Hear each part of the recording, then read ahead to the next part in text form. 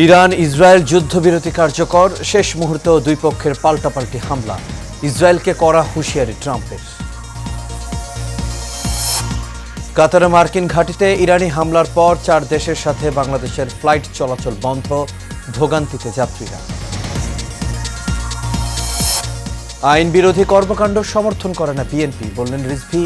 Mob জাস্টিসকে প্রশ্রয় দেয়া হবে না, হুঁশিয়ারি ডিএমপি কমিশনার। এবং আশুলিয়ার 6 লাশ পোড়ানোর মামলায় 16 জনের সম্পৃক্ততা পেয়েছে ট্রাইব্যুনাল। প্রতিবেদন দাখিল 2 জুলাই।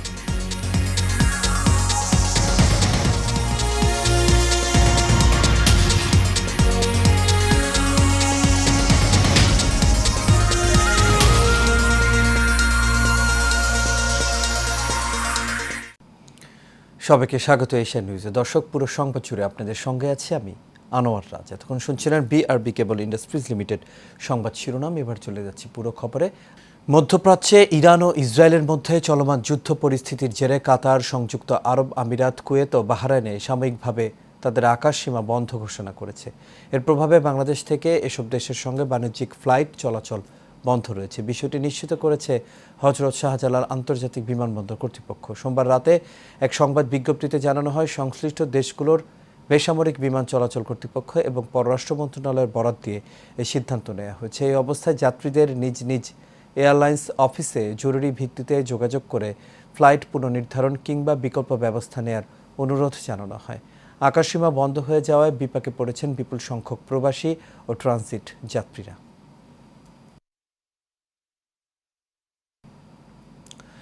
এবার দেশের খবর। মব জাস্টিসের নামে কোনো ধরনের আইন বিরোধী কর্মকাণ্ড বিএনপি সমর্থন করে না বলে মন্তব্য করেছেন দলের সিনিয়র যুগ্ম মহাসচিব রুহুল কবির রিজভী।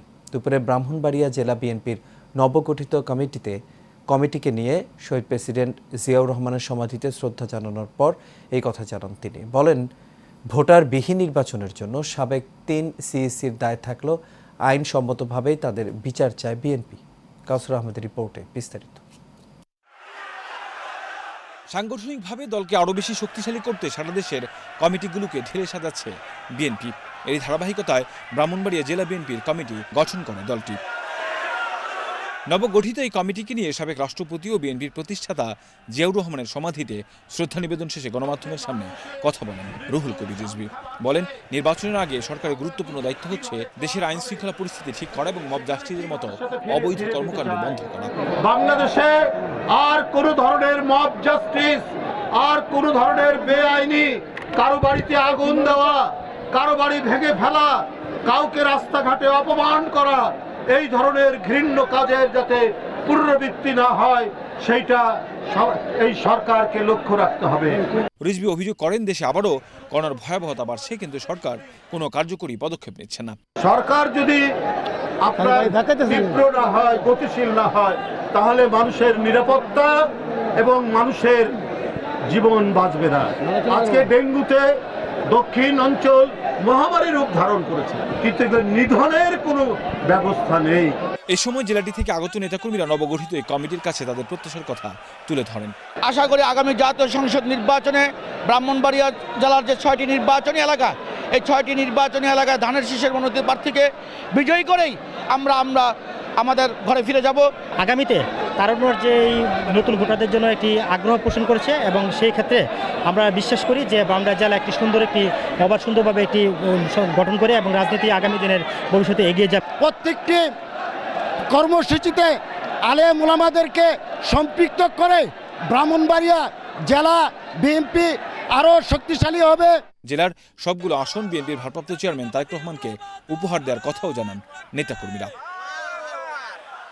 কাউসার আহমেদ, এশিয়ান টেলিভিশন, ঢাকা। কোনো ধরনের মব জাস্টিসকে প্রশ্রয় দেয়া হবে না, মামলা করে দোষীদের আইনের আওতায় আনা হবে বলে জানিয়েছেন DMP commissioner Sheikh Mohammad Sajjad Ali. DMP সদর দপ্তরে এক অনুষ্ঠান শেষে সাংবাদিকদের প্রশ্নের জবাবে তিনি এই কথা জানান। সেই সাথে মব নিয়ন্ত্রণে কোনো পুলিশ সদস্যের গাফিলতি পাওয়া গেলে কঠোর ব্যবস্থা নেওয়া হবে বলেও উল্লেখ করেন তিনি। ডিএমপি কমিশনার আরও জানান, সাবেক প্রধান নির্বাচন কমিশনারের বাসায় সৃষ্ট ঘটনায় মামলা করে একজনকে গ্রেপ্তার করা হয়েছে।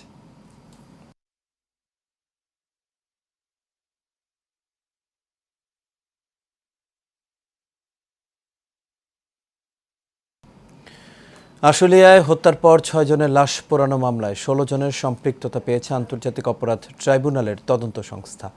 আজ প্রসিকিউশন ট্রাইব্যুনালকে জানান, গত 19 জুন এই মামলার তদন্ত রিপোর্ট হাতে পেয়েছেন তারা। প্রতিবেদন অনুযায়ী 16 জনের সম্পৃক্ততা মিলেছে। পরে আনুষ্ঠানিক অভিযোগ দাখিলের জন্য 1 সপ্তাহ সময় আবেদন করলে দোসরা জুলাই পরবর্তী দিন ধার্য করেন বিশেষ ট্রাইব্যুনাল। এদিন সকালে এই মামলায় গ্রেপ্তার পুলিশ কর্মকর্তা আবদুল্লাহিল কাফি ও শাহিদুল ইসলাম সহ 7 জনকে হাজির করা হয় ট্রাইব্যুনালে। এদিকে জুলাই আগস্টের হত্যাযজ্ঞের মামলায় শেখ হাসিনা ও আসাদুজ্জামান খান কামালের পক্ষে আইনজীবী নিয়োগের সিদ্ধান্ত নিয়েছেন আন্তর্জাতিক অপরাধ ট্রাইব্যুনাল। এই মামলায় অভিযোগ গঠনের শুনানির দিন ধার্য করা হয়েছে 1 জুলাই। শেখ হাসিনা, সাবেক স্বরাষ্ট্রমন্ত্রী আসাদুজ্জামান কামাল এবং সাবেক আইজিপি চৌধুরী আবদুল্লাহ আল মামুন উনি আজকে উপস্থিত আছেন, বাকি 2 জন পলাতক আছেন। এরপরে হচ্ছে আশুলিয়া আপনারা জানেন যে 5ই আগস্ট আন্দোলন দমনের জন্য তৎকালীন আইন শৃঙ্খলা বাহিনী এবং আওয়ামী লীগ ক্যাডাররা যে নৃশংসতা প্রদর্শন করেছিল তার অন্যতম ছিল আশুলিয়ায় 6 জন ব্যক্তি, যার মধ্যে একজন জীবিত ছিল, তাদেরকে পুড়িয়ে দেওয়া হয়েছিল। তদন্ত প্রতিবেদন আমরা গত 19 জুলাই পেয়েছি এবং 19 জুন পেয়েছি। আমরা 1 সপ্তাহ সময় চেয়েছি ফরমাল চার্জ দাখিলের জন্য। এখানে 16 জনকে অ্যাকিউজ করা হয়েছে। বাংলাদেশে ডিজিটাল লেনদেনের নতুন দিগন্ত উন্মোচিত হলো। প্রথমবারের মতো আনুষ্ঠানিকভাবে চালু হলো গুগলের digital payment platform Google pay. আজ রাজধানীর একটি হোটেলে আয়োজিত অনুষ্ঠানে এই সেবার উদ্বোধন করেন বাংলাদেশ ব্যাংকের governor doctor Ahsan H Mansur.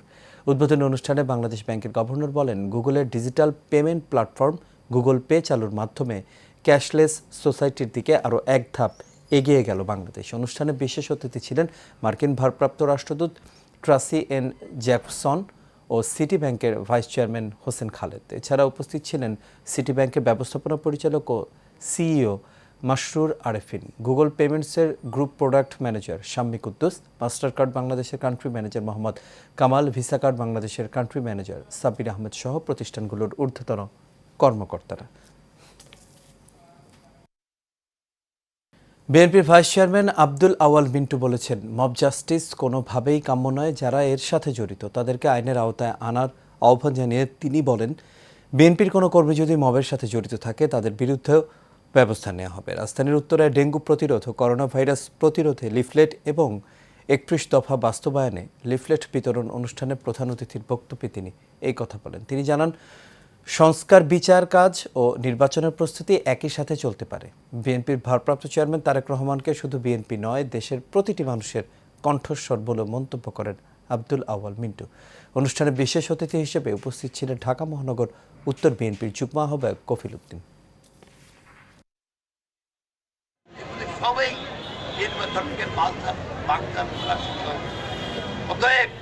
আমরা চাই বিচারও চলবে, সংস্কারও চলবে, কারণ সংস্কার চলমান এবং নির্বাচন আগেই হতে হবে, যাতে করি মানুষ নিজেদের সরকার প্রতিষ্ঠা করতে পারে। আর এই মব জাস্টিস যারা করতে আপনারা ভালো করে দেখেন, আমরা দাবি করি যারা এই মব জাস্টিসের সাথে জড়িত তাদের সবাইকে আইনের আওতায় আনা হোক।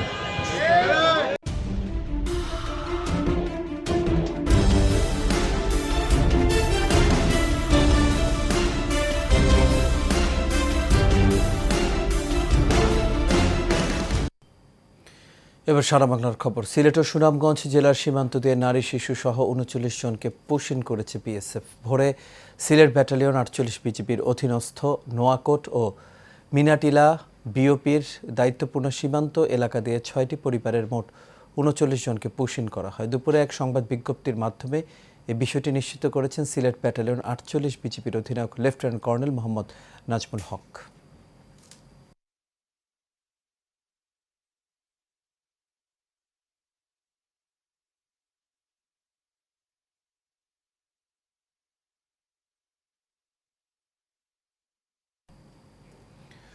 ঠাকুরগাঁও পঞ্চগড় মহাসড়কের খোশবাজার এলাকায় বাস চাপায় বাবা মেয়ের মৃত্যু হয়েছে। নিহতরা হলেন বাবা আশরাফুল ইসলাম ও মেয়ে নবম শ্রেণীর ছাত্রী রুবাইয়া খাতুন। সকালে স্কুলে যাওয়ার পথে এই দুর্ঘটনা ঘটে। পুলিশ জানায়, ঢাকা থেকে ছেড়ে আসা পঞ্চগড়গামী একটি বাস খোশবাজার মাদ্রাসা পোস্ট অফিস এলাকায় পৌঁছে সামনে থাকা একটি 3 চাকার পাগলু গাড়িকে ধাক্কা দেয়। এতে ঘটনাস্থলেই মারা যান আশরাফুল ইসলাম। পরে আহত মেয়ে রুবাইয়া খাতুনকে হাসপাতালে নেওয়া হলে পথে তারও মৃত্যু হয়। এদিকে ঢাকা চট্টগ্রাম মহাসড়কের কুমিল্লার বুড়িচং উপজেলার সৈয়দপুরে সড়ক দুর্ঘটনায় সাখাওয়াত হোসেন নামে এক মোটরসাইকেল আরোহী নিহত হয়েছেন।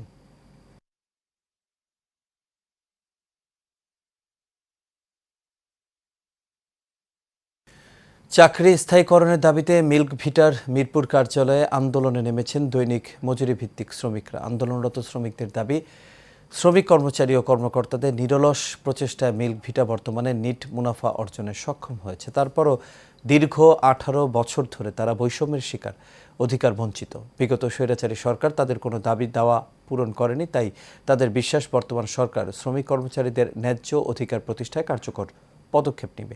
এ সময় মিল্ক ভিটার মহাব্যবস্থাপক প্রশাসন অর্থ নিরীক্ষা মিজানুর রহমান, অন্তর্বর্তী ব্যবস্থাপনা কমিটির সদস্য মুস্তাফিজুর রহমান ও জেড ওয়াই খান মজলিস দাবি মেনে নেয়ার বিষয়ে কার্যকর পদক্ষেপ নেওয়ার প্রতিশ্রুতি দিয়ে কাজে যোগদানের আহ্বান জানান।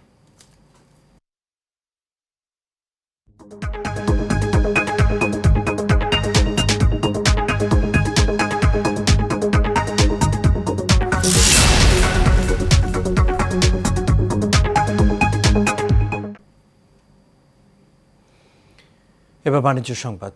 আবারও গ্রিন ফ্যাক্টরি অ্যাওয়ার্ড অর্জন করল পুঁজিবাজারে প্রকৌশল খাতে তালিকাভুক্ত tech giant Walton hi tech industries PLC. শ্রম ও কর্মসংস্থান মন্ত্রণালয়ের নীতিমালার আওতায় অপরিহার্য প্রতিপালন, পরিবেশগত প্রতিপালন, প্রাতিষ্ঠানিক প্রতিপালন এবং উদ্ভাবনী কার্যক্রম বিবেচনায় রেখে ওয়ালটনকে এই পুরস্কার দেওয়া হয়েছে।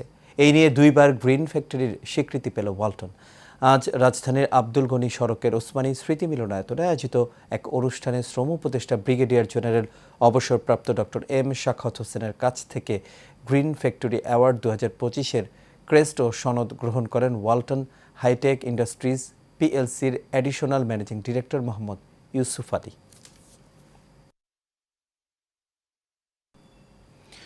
যমুনা ব্যাংকের 24তম বার্ষিক সাধারণ সভা ভার্চুয়াল ডিজিটাল প্ল্যাটফর্মে অনুষ্ঠিত হয়েছে। সকাল 11টায় যমুনা ব্যাংকের প্রধান কার্যালয়ে এই সভা অনুষ্ঠিত হয়। এতে 2024 সালের জন্য 17.5% নগদ এবং 6.5% স্টক ডিভিডেন্ড অনুমোদন করা হয়। এছাড়াও গেল বছরে ব্যাংকের নিরীক্ষিত বার্ষিক আর্থিক বিবরণী সভায় উত্থাপন করা হয় এবং শেয়ার হোল্ডাররা তাদের মতামত ও প্রস্তাবনা তুলে ধরেন। সভায় সভাপতিত্ব করেন ব্যাংকের পরিচালনা পর্ষদের চেয়ারম্যান রবিন রাজন সাখাওয়াত, ব্যাংকের পরিচালক বৃন্দ, স্বতন্ত্র পরিচালক, ব্যবস্থাপনা পরিচালক ও CEO Mirza Ilias Uddin Ahmad, company secretary এবং শেয়ার হোল্ডাররা এ সময় উপস্থিত ছিলেন।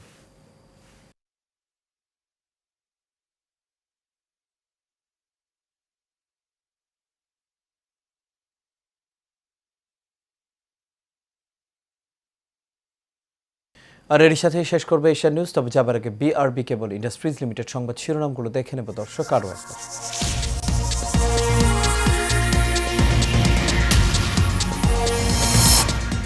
ইরান ইসরায়েল যুদ্ধবিরতি কার্যকর, শেষ মুহূর্তেও দুই পক্ষের পাল্টাপাল্টি হামলা, ইসরায়েলকে কড়া হুঁশিয়ারি ট্রাম্প। কাতারে মার্কিন ঘাঁটিতে ইরানি হামলার পর 4 দেশের সাথে বাংলাদেশের ফ্লাইট চলাচল বন্ধ, ভোগান্তিতে যাত্রীরা। আইন বিরোধী কর্মকাণ্ড সমর্থন করে না বিএনপি, বললেন রিজভী। মব জাস্টিসকে প্রশ্রয় দেয়া হবে না, হুঁশিয়ারি ডিএমপি কমিশনার। এবং আশুলিয়ার 6 লাশ পোড়ানোর মামলায় 16 জনের সম্পৃক্ততা পেয়েছে ট্রাইব্যুনাল, প্রতিবেদন দাখিল 2 জুলাই।